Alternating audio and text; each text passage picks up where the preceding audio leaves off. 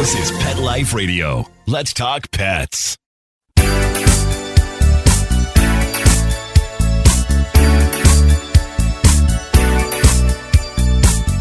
Hello, you're listening to Animal Party on Pet Life Radio with me, Deb Wolf. And we have a surprise guest today, Amanda Tillman, coming to us from Toronto with her dog, Riley. We had something very exciting happening over the weekend. Welcome to the show, Amanda. Thank you. I'm happy to be here. So tell my listeners, drum roll, brrr, what happened this weekend to Amanda's world? My dog, Riley, gave birth to 10 beautiful, healthy puppies. Wow. And it was amazing. So I was out dancing Saturday night, came in late, had a long bath, went to bed very, very late. And it's 4 in the morning, my time, 7 in the morning, your time. I got an emergency phone call. Deb, will you please talk to my friend? Her dog's in trouble. And so that's how I met Amanda. And I'm glad I did, Amanda. I'm so happy you were there to assist. I was a bit panicked. Well, not a bit, very much so. Well, okay. So for everybody listening, let's first describe the romance. You have Riley. Tell them about Riley and tell them about her husband. So Riley is our Labradoodle. She's 5.5 years old. She was starting to kind of slow down a bit. So we looked into getting a Malamute, and we weren't going to get the Malamute right away. We were going to wait until after we moved, but we found him and he was a singleton. He was just absolutely perfect. So we brought him home.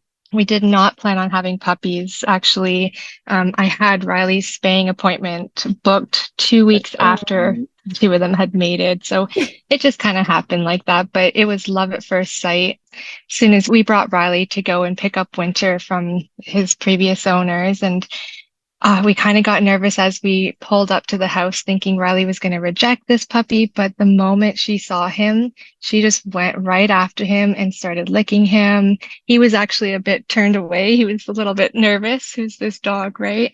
But and as a singleton, he would be, because a puppy born with no siblings isn't used to being played with or touched or anything. It's pretty alienating experience to be a singleton puppy. So did she make up for it? She did, yeah. She kind of just took him under her wings and taught him everything. She really kind of became his mother at first. And then as he got older, I kind of see there was like a little bit of a romance going on. They were kind of inseparable. And one thing led to the other. And here we are with 10 puppies. Well, okay. So if you're listening and you're in the Toronto area and you were considering getting a puppy and you believe that mutts have hybrid vigor and you would like a mutt, now's your opportunity for the product of a true love match. Amanda, do you have a Facebook site where they can check this out? I do, yes. I've got my page. It's Chasing Pink Skies and Butterflies. It's a page that I've been sharing my outdoor adventures on, and I'm going to be sharing everything about this new puppy journey of ours. Right on. Okay, so if you want to see this, check that out. I'll also be posting pictures on my Facebook Camp Good Dog site. All right, so we have a unique opportunity to ask Amanda all about what it's like to be just a normal person who all of a sudden has to midwife 10 puppies. So we're going to come back from break and talk about that. Stay tuned on Animal Party, Pet Life Radio. Take a bite out of your competition. Advertise your business with an ad in Pet Life Radio podcasts and radio shows. There is no other pet-related media that is as large and reaches more pet parents and pet lovers than Pet Life Radio. With over 7 million monthly listeners, Pet Life Radio podcasts are available on all major podcast platforms. And our live radio stream goes out to over 250 million subscribers on iHeartRadio, Odyssey, TuneIn, and other streaming apps. For more information on how you can advertise on the #1 pet podcast and radio network, visit PetLifeRadio.com/advertise today. Let's Talk Pets on PetLifeRadio.com.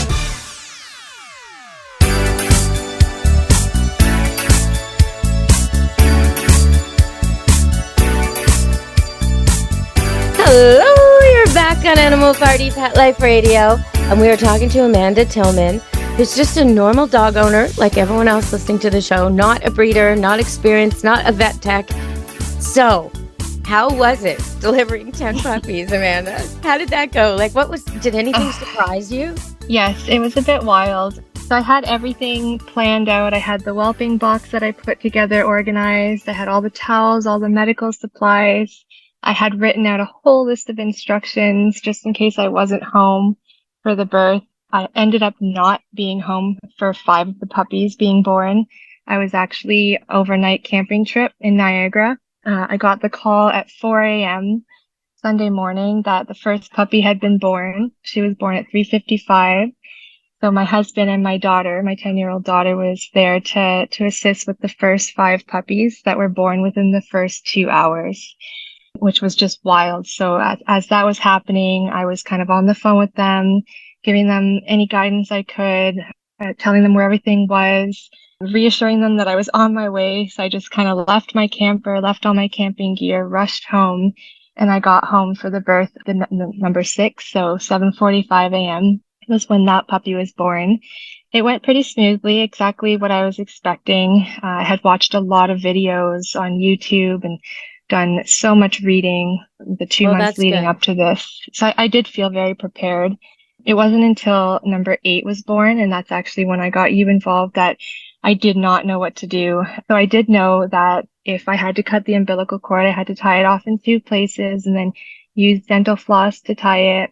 The problem was Riley had cut the cord a bit too short. Well, very, very short. It was all the way down to the abdomen, and the puppy was bleeding. There was gushing blood coming out of this puppy's tummy, and I did not know what to do. So I did what instincts told me to do, which was hold the puppy in a towel, and I pressed gauze on the belly. Mm-hmm. And that's when I reached out to my friend Amy, who then got me in contact with you, because I was very scared at that moment that we were going to lose that puppy, because there was just nothing to tie off to stop this bleeding. And it is a lot of blood. It can be really alarming. And the puppy is so small and so fragile. And you just think, what do I do? Like, you don't. Yes. But okay. So what did you do? Well, I got you on the phone, thankfully. Yeah, well, that's true. Yeah. But then and I did have the gauze on it, and the bleeding did stop, and I noticed that it was kind of clotting, and that's when you told me to give the puppy back to Riley and have her lick it, and that's exactly what she did, and the bleeding stopped, the puppy started nursing, and all was well. It's pretty amazing, isn't it? Like, the mama dog who's never ever had a litter, never seen one born, just somehow knows exactly what to do. It's astonishing. It was incredible. Like, even that complication with cutting the cord too short and having it bleeding, and you're trying all the first aid stuff, she just takes it 2 seconds later. She's got the blood stopped. Her tongue has perfect pressure, perfect rhythm, right? Like, she just knows how. It's so amazing. So whenever people ask me for help in the middle of birthings and whelpings, I often remind them, let the mother do as much as she's willing. Like, really don't take anything away from her that she's willing to do, because they're always better at it than we are. And sometimes the mom gets exhausted and you have to help. And I think, did you have that with a few pups where she just couldn't lift her head even to clean them? Did you have After the 7th one, she was really, really exhausted, and I had to really encourage her I said, here, get the baby, click the baby, and putting it right in front of her face. But she was very, very tired. They do. And so sometimes a mom does need help. If you take over, sometimes she'll give up. She'll just let you do it all. And that's not ideal. You want her doing as much as possible, because she's got the best way to do all of it. And also it just helps so much with her getting the rest born, and all of the hormones are conditional upon this sort of cleaning and eating and nursing, and all of it progresses the whole labor. So you don't want to halt anything by taking over. So I'm glad you did that. And then the other thing I told you I know you didn't do it, and it's really key, but I always make sure to tell people, don't pull anything. And you didn't. No. It's very tempting though, isn't it? Like, you think if I just pull on that little cord, the baby will be born, or the placenta will come out, or it looks like you would be helping, but you're not helping. You never pull anything because it could tear. So that was an important thing that you stuck with. Okay, so we're going to go to another break and we're going to come back and we're going to talk about these puppies. Stay tuned on Animal Party Pet Life Radio. Molly, here's your dinner. Zeus, that's not your food. Don't let that happen to your precious cat. Elevate your cat's eating experience with the Cat Tree Tray. The Cat Tree Tray keeps your cat's food off the floor and conveniently located on the cat tree. It's the perfect way to eat. It's a beautiful wrought iron tray that easily attaches to your cat tree and keeps dogs and other critters out of your cat's dish. A must for multi-pet households. There's a 6-inch tray for large bowls and a 4-inch tray for smaller bowls. Purchase your Cat Tree Tray today. Go right now to cattreetray.com. That's cattreetray.com. cattreetray.com. Let's talk pets Let's talk pets on Pet Life Radio. Pet Life Radio. PetLifeRadio.com.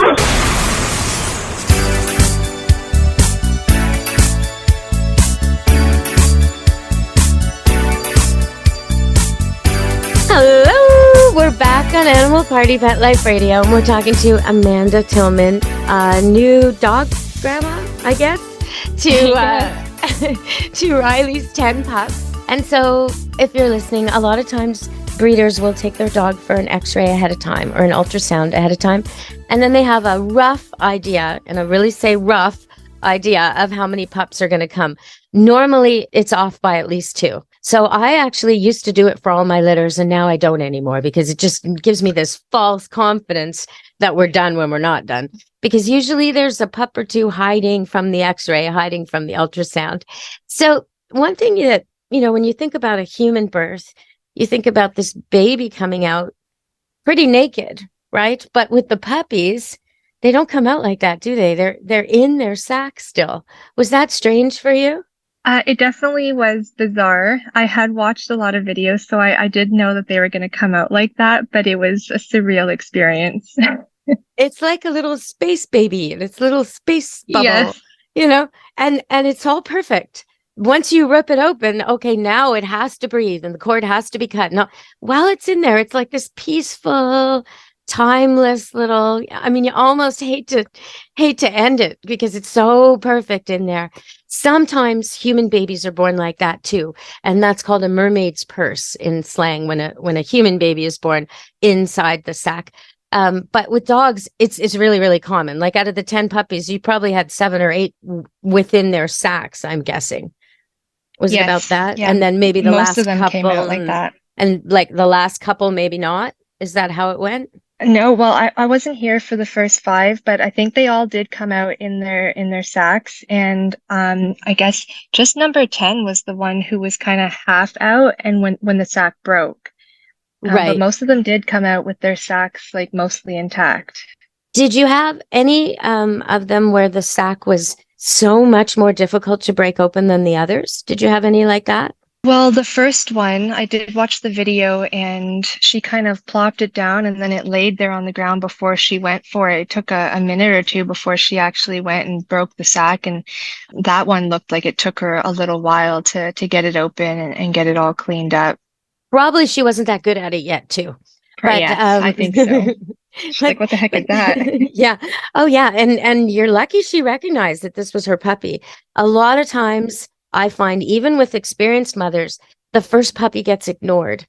And then the second puppy's born. And then all of a sudden it's like a light goes on and they're like, wait a minute, I have 2 puppies. I better take care of them. So sometimes you have to actually hold the first puppy and wait till the hormones kick in. Sometimes they don't have milk right away either. Did she have her milk right away?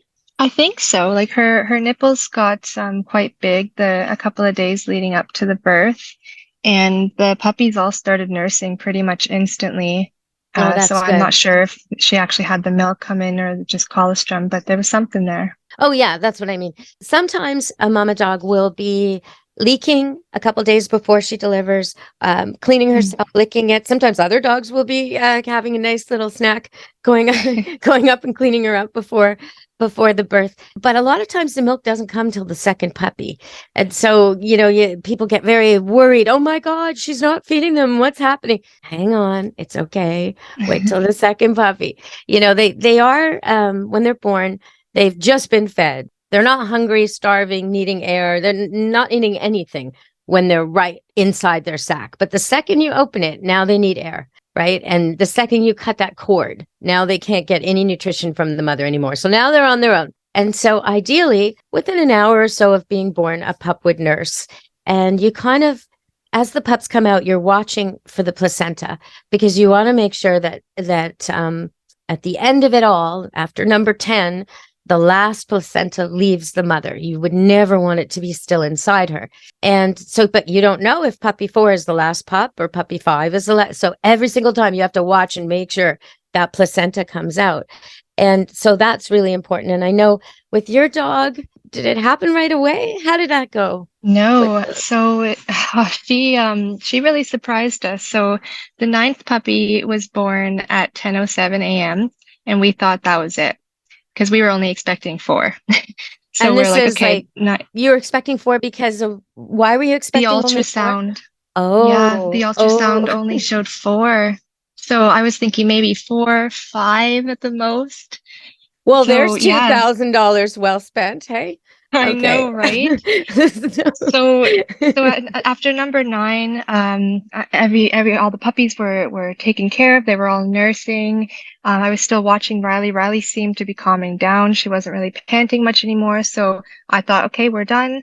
Around 1:30 p.m., I was going to take a nap. So I got everything ready and I was going to lay down right beside the whelping box. And as soon as I did, my daughter came. This was at 2 p.m. and she comes and looks in the whelping box and she goes, "There's another puppy coming out." I thought, what? So another puppy was born at 2 p.m., the last one, and the placenta did not come out for that one.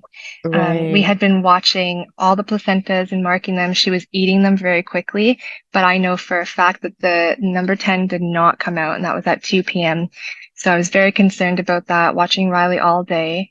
I kept taking her out, as you advised me to, on the leash. And about every 2 hours, I was taking her out for a pee and watching for, another puppy to come out or a placenta. Nothing. It wasn't until 2 a.m. And, let me backtrack a bit. I was following your advice and I was rubbing her belly from the head to tail. I did insert 2 fingers, as you advised me to do, to try to stimulate. Nothing was working. So I went to bed at 12 a.m. At 2 a.m., I woke up to bring her out. And just like you told me to do, I had a flashlight with me to watch what came out as she peed. And sure enough, the placenta came out and I had a huge sigh of relief. Oh, I'm sure you were hollering, woohoo, and then I could finally sleep. Yes. I was so happy, so proud of her. Oh, and I'm sure she felt better, because you can't have that inside you. That would, they get infected, they get problems. So it's good you made sure. And they're so tired. She would have probably just slept all night with that inside her, and you don't want that. So it's good you made sure. The reason I told you, it seems so mean. You've got this dog. She's absolutely exhausted from labor. She's got all these puppies she's nursing, and all she wants to do is stay with them. And I'm telling you, stick a leash on her and drag her outside. Yeah. Do I She did not like that. No. But the thing is, that's what got it moving to get puppy 9 and puppy 10. So sometimes, especially with a long labor, like if 10 puppies, 11, 12, 14, the mom will get exhausted midway and just stop moving. And she's not really aware that there's more to come. So if you can just get her out and she, urinates a little bit, things get moving inside, a lot of times that will just be the catalyst to start her into labor again. She'll come back in and have the rest of the pups. You don't want them in there too long. So the rule of thumb is an hour. Now, 2 hours is fine too, but after an hour, if a puppy, say you have puppy number 2 come and there's more in there and it's been an hour, I would take her out for a little walk, always on leash, right? Like not a walk around the block, a walk in your own yard, right? It's just to try and get her to pee. And then after she pees, you take her right back to the pups. And usually that'll do the trick. She'll jump right back in and go right back to nursing and having another baby or getting rid of a placenta, but it gets things moving. So she does, or even just switching her side, like she'll be lying on her left side, feeding them. if you just get her up and move her to her right side, sometimes the puppies will start coming again. So it's really good you did that. I felt terrible telling you to do that because I could just tell she didn't want to go. She really didn't. No, right? I had to pull her hard. Yeah. And she's looking at you like you're insane. Like, don't you see I have puppies? Why are you pulling me outside? What is wrong with you, human? You know, she thinks you're like just mistaken. Excuse me, but I'm busy. Hello. So, okay. So your daughter, that must have been a true mind-blowing experience for that little girl. Oh, yes. She was just kind of in heaven. She loved it. She really liked all of the instructions that I wrote down for her. She kept coming and checking the whelping box leading up to the birth. She was watching like my temperature readings and like she was really on top of all of it and watching Riley's symptoms. So during the birth, she was really hands-on, helping my husband, Troy. She helped after the puppies came out to weigh them. She's just amazing. She did so well. It's an experience. I mean, most kids never have. And if you think about it, like when I had my first child, I don't think I'd ever seen a birth, you know, like your daughter's, when she's becomes a mom, she's going to be so much more aware of what's going on than most of her peers, right? She's going to know exactly what to expect. I mean, she's seen it 10 times now, right? Like that's what it is. And it does make us humans seem like we don't have quite as difficult a road, don't you think, in some ways? Oh, yeah. Absolutely. In some ways. But then, like whenever, you know, when I was pregnant and my dog was pregnant at the same time in 2005, I was pregnant for 9-10 months. She was pregnant for 2 months, right? Then we both had our babies. She had her babies, 10 puppies, March 18th, 2005. I had my daughter, one daughter, March 19th, 2005. 2 months later, my daughter was pretty much the same, you know, not a lot of change, right? Her puppies were running around, eating, drinking, like learning, ready to go to new homes, like almost like graduation day for my daughter, which is now 18 years later. So, you know, so in some ways they seem to have an easier road. And also the other thing is, I mean, I know you just saw it all, right? You saw her panting, which is so much like the Lamaze breathing we're all supposed to learn, you know, that he, who. How does she know that without the class? I don't know. But the dogs, they just seem. I had a golden Sophie, same golden as when my daughter was born. A couple years later, she was having a litter, and between puppy 5 and puppy 6, she ran outside and brought me a tennis ball. Like she wanted to play, you know. And I was comparing that to like when I was in labor. Would I have said to my husband at the time, "Hey, let's go play tennis"? No, I would not. Right? Let's go play catch. Oh, let's go for a jog. No, in the middle of labor. So I have to think that it's different for them. You know, they just seem so much more in sync with themselves, and they just seem to handle it so well. I really wish birth for humans was more like birth for dogs. I do. Tell me about it.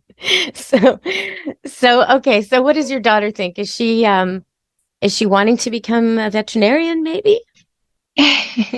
Well, I'm not sure. She has talked about it. She loves pets just as much as I do. So only time will tell. She's interested in science too, so we're trying to foster all aspects of her interests. I would love if she became a vet.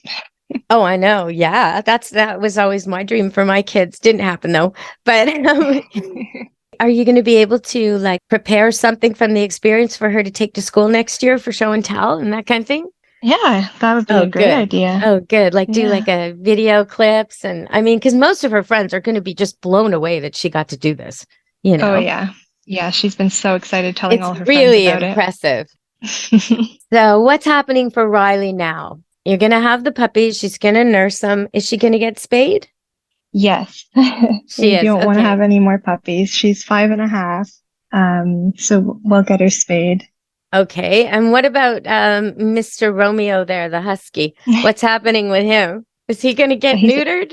Yes, too. Yes to both of them. He's actually a Malamute Marama. Oh, wow. So he's quite large and beautiful.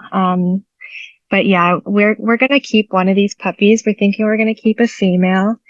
And I don't know, given with this experience, I might want to have more puppies in the future with the female that we keep. But the two that we have now, Riley and Winter, will definitely be getting their operations. It's an odd mix, Malamute Marama, because I mean, normally Malamute would not be trusted around chickens, livestock, and Marama are livestock dogs. So you've kind of got a hunter and a protector in the same dog. What do you think you got with him? Is he both? Will he chase ducks at the park or will he protect them?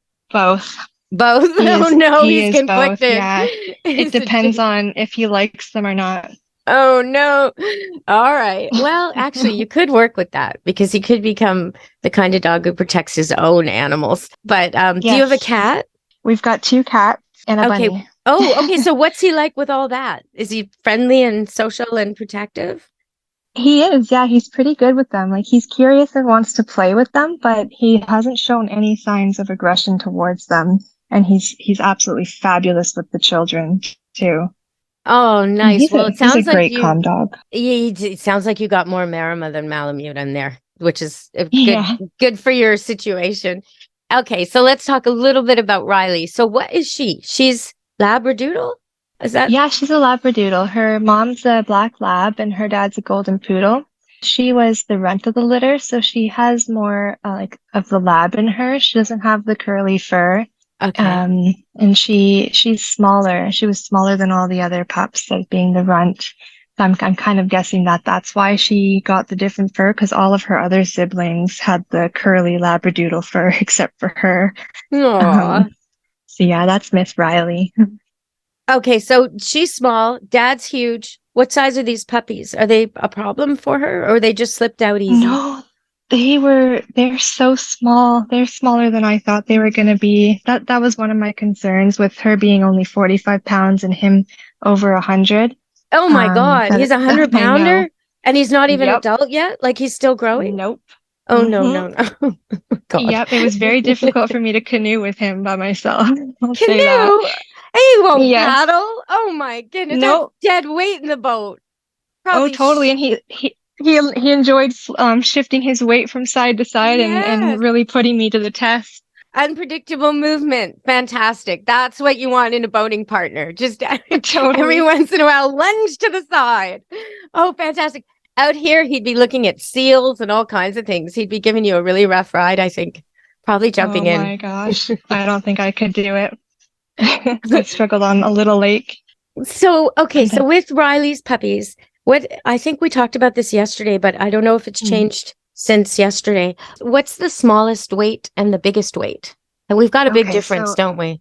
Yeah. So we the heaviest one is 16.2 ounce and the lightest was 11.3. Okay. So that doesn't seem like a lot, when you hear it like that, but it is a lot because one puppy is half again bigger than the other, right? And in a week, probably the big puppy will be double the size of the smallest. And then in 2 weeks, it might even be triple the size. So it's going to keep growing. And the little ones aren't going to keep up. So it's partly because mom is so small and dad is so big that some of them are going to get the size from dad and some of them are going to get the size from mom. Sort of like my children, actually. My daughter's 5 feet and I'm 5'2".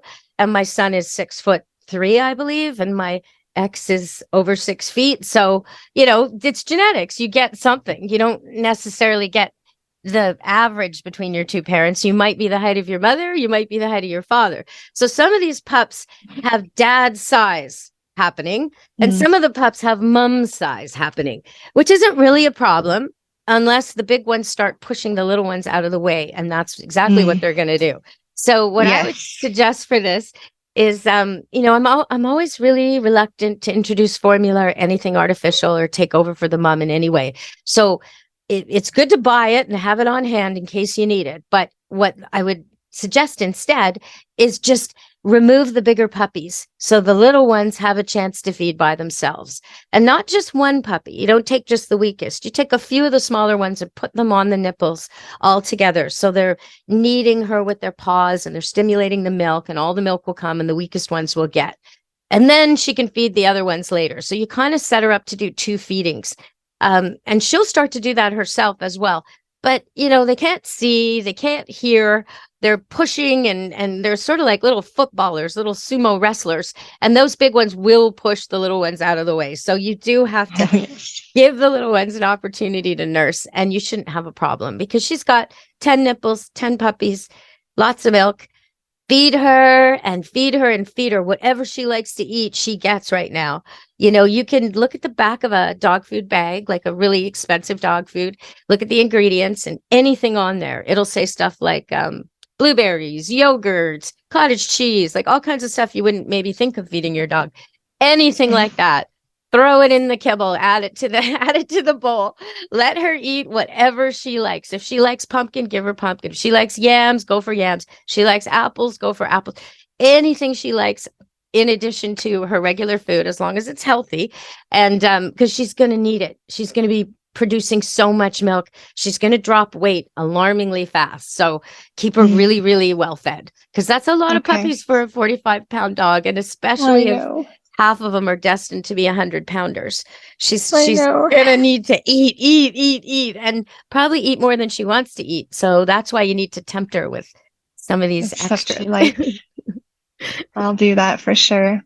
Well, okay. So everyone listening, we're going to let Amanda Tillman go back to Riley and take care of all those puppies. And we are going to post pictures. So check out my Facebook page. You know what? I think I'll even put a video on YouTube. So check out Deb Wolf Pet Expert on YouTube. I'll put one of the videos on there that Amanda sent me. And well, before we go though, Amanda, have you got any questions for me? I think you've covered most of them for me already, just with our text messages back and forth. But yeah, if I think of anything, I'll message you again, I'm sure. I know there was one moment where you called because there was something like a string you thought, but green. Oh yeah, hanging out she of had her.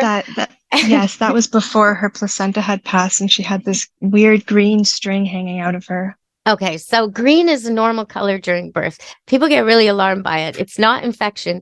It's actually the color of the amniotic fluid, the stuff that the puppy's been living off of, the food inside the sac that the puppy's been living off of. And each puppy gets born inside a sac normally with all that green fluid in there. And sometimes if the puppy's white or blonde, it'll actually get stained green from the fluid. Don't worry about it. None of that matters. The green fluid doesn't matter. None of it. And so then, you open the sac, or mom opens the sac. She cleans it all up. She cleans around the nose and the eyes and the mouth so the puppy can breathe. Then she goes and cleans around the umbilical cord and cuts it with her teeth and licks it till it stops bleeding. And then she usually leaves it and goes on to the next pup and comes back to it a little later. And soon that pup will find a nipple and nurse. And that's ideal. And then the placenta drops out of her. She will either eat that or leave it for you to get rid of. And it's very rich in nutrients. It keeps her going through the birthing process. So if she wants to eat it, you should let her eat it. If she doesn't want to eat it, you should clean it up, because she has a desire to keep that area clean to avoid predators. So you want to help her with that. But what was that thing that you're describing was probably just an umbilical cord or a thread of tissue from one of these, the sac or the placenta or something like that. And that I just told you, don't pull, don't do anything. And of course she went in and cleaned it all up and it was gone anyway. So that's what you want. You want mom to do everything. Like, whelping puppies is a very messy process. I'm wondering, how many loads of laundry do you think you did? I am still doing the laundry. 2 days later. There were 3 large loads of the towels that we were using, and I had all of our old towels ready to go, and we started pulling from the new towels too, because we just kept changing, and that's totally fine. Yeah. Yes, lots of laundry. It's funny how your priorities change in the middle of a whelping. Grab anything. Yeah. Help. Get that beautiful new towel. I don't care. Grab the bedspread from grandma. The old heirloom quilt. Get it. We need it. Puppy's cold. Yep, exactly. Okay, so they're all good now, right? All are nursing. First, you noticed that all were breathing, and then all were nursing. and they're all warm. You had a heating pad there. You had a whelping pen so that mom doesn't accidentally squish any puppies. Everything was set up. I mean, I saw your setup ahead of time. I saw the pictures and everything because I was warned that this was going on. But it's very important you do that because a lot of people don't do that. They just get a box or, maybe the bottom of a dog crate, and everything goes well, and they put all this energy into it. And the mom has been carrying the pups 2 months, and beautiful pups come out. And then the next day they wake up to a dead puppy because the mom sat on it. Not her fault. She's absolutely exhausted. So, the piggy rail is, and I have on my YouTube channel, I have descriptions of how to make it, and I have photographs and videos of it, but because you can do it yourself. But it's basically I did do it myself. Yeah. Oh, good. I did. Yeah. It's basically just something to stop mom from accidentally lying on the pups, and it goes all the way around the pen that you're using, about 3 or 4 inches from the floor.